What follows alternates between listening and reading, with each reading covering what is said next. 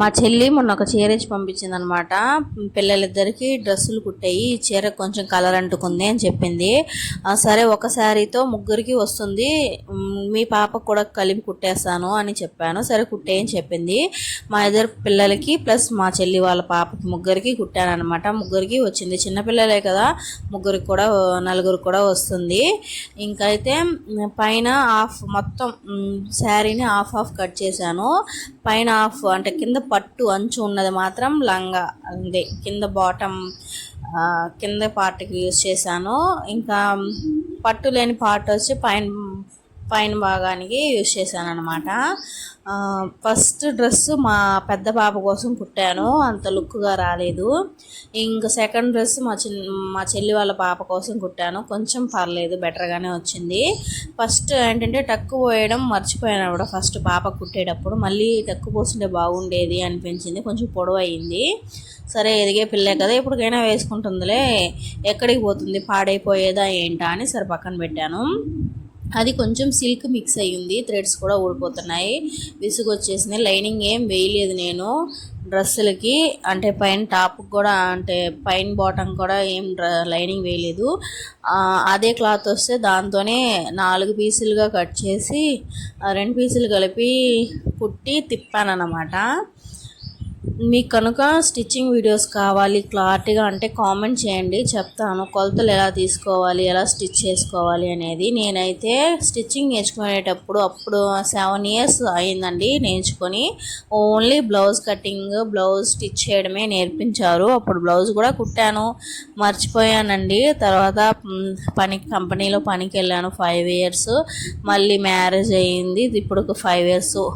ఓహో 10 ఇయర్స్కి ముందే నేర్చుకున్నానండి నేను, ఇంకా 7 ఇయర్స్ 9 ఇయర్స్ అనుకుంటున్నాను. 10 ఇయర్స్ అయిపోయింది నేర్చుకొని, ఇప్పుడు స్టార్ట్ చేస్తున్నాను.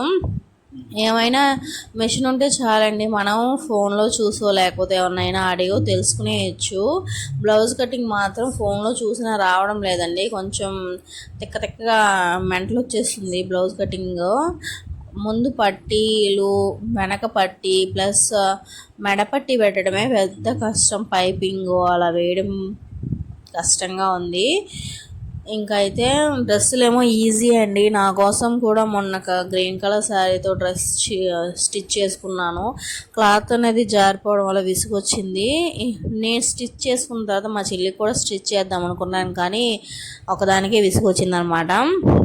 ఇంకొక డ్రెస్ కూడా స్టిచ్చింగ్ చేయాలి, ఎల్లో కలర్ శారీ ఉంది నా దగ్గర, దాంతో చేసుకోవాలి. ఫీడింగ్ ఇచ్చేలాగా ఫీడింగ్ టాప్ అయితే కుట్టుకోవాలండి. ఒకవేళ మీకు ఇంట్రెస్ట్ ఉంటే కామెంట్ చేసేయండి, క్లారిటీగా ఎలా కొలతలు పెట్టాలి, ఎలా స్టిచ్చింగ్ చేసుకోవాలి అనేది ఫుల్ పెడతాను. నా ఫోన్ స్టోరేజ్ ఫుల్ అయిపోతుందండి, లెంత్ వీడియోస్ తీయలేకపోతున్నాను. ఇవి కూడా టైం దొరికినప్పుడు టైం కుదుర్చుకొని ఓపిక తెచ్చుకొని, అంటే టైం ఉండడం లేదండి, పనులు సరిపోతుంది, పిల్లల్ని చూసుకోవడం సరిపోతుంది. ఒక పాప అయితే సరే ఇద్దరు పిల్లల్ని చూడాలి. ఇంకా చిన్న పాపకి పాలిచ్చి పడుకోబెడితే ఆడుకుంటుంది కదా అంటే తను బరుగులాడదు, అంటే పాకుతుందండి, ఇల్లంతా పాకేస్తుంది. ఇంకా ఇల్లంటే ఒకేలాగా ఉండదు కదండి, గుంటలు మెట్టలు అవన్నీ ఉంటాయి, మంచాలు ఉంటాయి, డబ్బా అంటే ఎక్కడికన్నా వెళ్ళిపోతుందని తన్ని చూసుకోవాలి. తను వెళ్ళిపోతుంటే మళ్ళీ తీసుకొచ్చి పడుకోబెట్టాలి. ఇంకా పెద్ద బాబు ఉంది చూసారా, పట్టపగల చుక్కలు చూడమ్మా అని చూపిస్తుంది, ఒక్క దగ్గర ఉండదండి కుదురుగా. సరేలే తన మానాన్ని తను ఆడుకుంటుంది అనుకుని వదిలేస్తే పడుతుంది, ఎక్కడో దెబ్బ తగిలించుకుంటుంది. తన్ని అలా అబ్జర్వ్ చేస్తూ ఉన్నా కానీ దెబ్బ తగిలించుకుంటుంది. మనం కళ్ళు మూసి కళ్ళు తెచ్చేలాగా తను పడిపోవడము, కొట్టుకోవడం అది ఇది జరుగుతుందండి. నా బిడ్డలకి నేను ఒకటే దేవుని కోరుకుంటాను, వాళ్ళు ఆరోగ్యంగా ఉండాలి, నా హస్బెండ్ ఆరోగ్యంగా ఉండాలి, వీళ్ళు ఆరోగ్యంగా ఉంటేనే నా ఆరోగ్యం. ఇంకా నేను స్టిచ్చింగ్ చేసిన డ్రెస్సులు ఎలా ఉన్నాయన్నది పూర్తిగా చూసి అయితే చెప్పండి. ఆ వీడియోని మీరు కనుక ఫస్ట్ టైం చూస్తున్నట్లయితే సబ్స్క్రైబ్ చేసుకోండి, లైక్ చేయండి, అలాగే నా వీడియోని ఫుల్గా వాచ్ చేయండి, తప్పకుండా సబ్స్క్రైబ్ చేసుకోండి. నేను వీడియోస్ ఏం టైం పాస్కో లేకపోతే పని లేకో తీయడం లేదండి, నేను చేసే పని మళ్ళీ వీడియో అది స్టాండ్ ఉంటుంది, నేను మీషోలో 150 రూపీస్ తీసుకున్నానండి. ఆ స్టాండ్ కూడా నాకు సపోర్ట్ చేయడం లేదు. అంటే కొంచెం చిన్నది, ఏ కుర్చీ మీదో లేకపోతే ఎత్తుగా ఉండే ఒక పీట మీద పెట్టి వీడియోస్ తీసుకోవాలి. దాన్ని పద్దాకా ఎత్తుకొని తిరగాలన్నమాట, అక్కడికి ఇక్కడికి. వంట చేసేటప్పుడు వంట రూమ్లోకి, మిషన్ కుట్టేటప్పుడు బయటకి, ఇంకా బట్టలు సర్దుకునేటప్పుడు లోపలకో, బట్టలు ఉతికేటప్పుడు బయటకో అలా తీసుకువెళ్తూ ఉండాలి. చాలా కష్టమైపోతుంది. నాకు యూట్యూబ్ స్టార్ట్ చేయకముందు కొంచెం టైం అనేది ఉండేది, చాలానే టైం ఉండేది. అంటే పిల్లలు నిద్రపోయేటప్పుడు నేను రిలాక్స్ అయ్యేదాన్ని. కానీ ఇప్పుడు యూట్యూబ్ స్టార్ట్ చేసిన తర్వాత మనకొచ్చింది, మనం నేర్చుకున్నది వీడియోలు తీసి యూట్యూబ్లో పెడదాం, ఒకవేళ వ్యూస్ లైక్స్ ఎక్కువ వస్తే దాని ద్వారా కొంచెం మనీ వస్తుందేమో అని నా ఆశ. నేను ఎవరికి కుట్టడం లేదండి, టైలరింగ్లో కుట్టి నాకేం మనీ వచ్చేయడం లేదు. ఇంతవరకు నేను ఎవరికి కుట్టించింది లేదు. 10 రూపాయల ఆదాయం కూడా నాకైతే రాలేదు. ఒకవేళ ఇస్తే నేనైతే కుట్లు వేయడం అలాంటివి చేస్తాను, డ్రెస్సులు కూడా కుడతానండి. కానీ నా దగ్గర ఎవరు ఇవ్వరులేండి. పెద్ద పెద్ద టైలరింగ్ వచ్చిన వాళ్ళ దగ్గర ఇచ్చుకుంటారు, ఇంకా నా దగ్గర ఎందుకు ఇస్తారులేండి. ఏమో, నా పిల్లల బట్టలు నా బట్టలైనా కుట్టుకోవడానికి ఉంటుంది. బయట ఇస్తే నేను ఎలాగో వాళ్ళకి మనీ ఇవ్వాలి, అదే నేను కుట్టుకుంటే నాకు మనీ సేవ్ అవుతుంది, కుట్టుకూలి తగ్గుతుంది కదా అని అంతే. కానీ కుట్టడం వల్ల చాలా ప్రాబ్లమ్స్ అండి, లెగ్ పెయిన్స్, బ్యాక్ పెయిన్స్. అందులో నేను నిల్చుకొని కుడతాను, కూర్చొని అయితే కుట్టను. ఎప్పుడో ఒకసారి, అంటే పిల్లలు ఇద్దరు నిద్రపోయినప్పుడు అలాంటి టైంలో కూర్చొని రిలాక్స్గా కుట్టుకుంటాను. ఇంకా ఇద్దరు మేలుకున్నప్పుడు మాత్రం నిల్చుకొని కుడుతూ వాళ్ళని చూసుకుంటూ ఉంటానన్నమాట.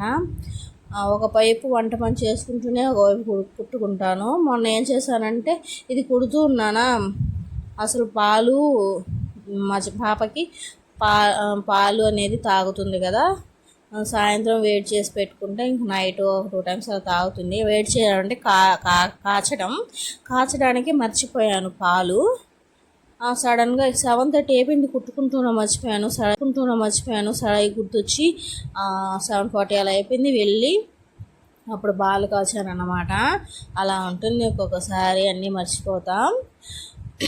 నేను ఈ 3 డ్రెస్సులు అసలు కటింగ్ అనేది చేసేస్తే డ్రెస్ స్టిచ్చింగ్ ఒక డ్రెస్కి ఒక 1/2 అవర్, మహా అంటే 1 అవర్ అంతే. ఒక డ్రెస్కి 1 అవర్ అలా సరిపోతుంది. మనం ఖాళీగా ఉండి స్టిచ్చింగ్ ఒకటే చేయాలనుకుంటే రోజుకి 1 అవర్ అంటే 8 అవర్స్ కష్టపడ్డా 8 డ్రెస్సులు అలా కుట్టచ్చు. పెద్దవాళ్ళకి కూడా బ్లౌజ్ కూడా ఏముందండి, కటింగ్ అనేది చేసేస్తే కుట్టేయచ్చు.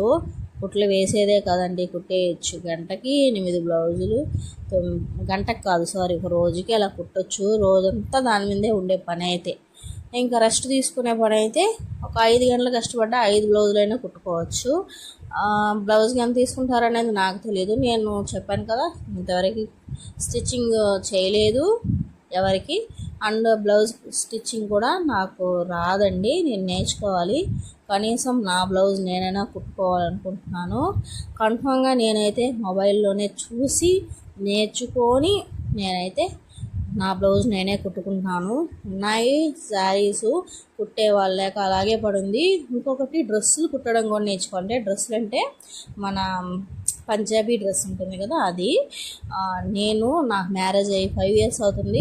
మ్యారేజ్ అయిన కొత్తలో ఒక డ్రెస్ తీసుకున్నాను, పంజాబీ డ్రెస్ కుట్టించుకోవడానికి 600 పెట్టి. ఇంతవరకు 5 సంవత్సరాలు అవుతున్నా అది బీరువాలోనే మూలుగుతుందన్నమాట. కుట్టేవాళ్ళు లేదు, కుట్టించుకోవడానికి టైం లేదు.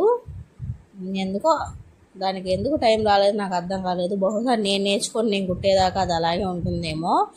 ఇంకా నేర్చుకోవాలండి ప్రతి ఒక్కరూ.